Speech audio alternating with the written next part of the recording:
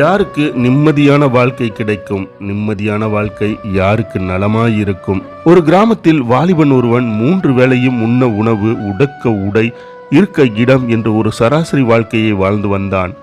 ஆனாலும் அவனுக்கு இந்த வாழ்க்கையின் மேல் அவ்வளவாக விருப்பமில்லாமல் மற்றவர்களின் வாழ்க்கையை பார்த்து அவர்களைப் போல் நம்மால் இருக்க முடியவில்லையே என்று தினம் தினம் நொந்து கொண்டிருந்தான்.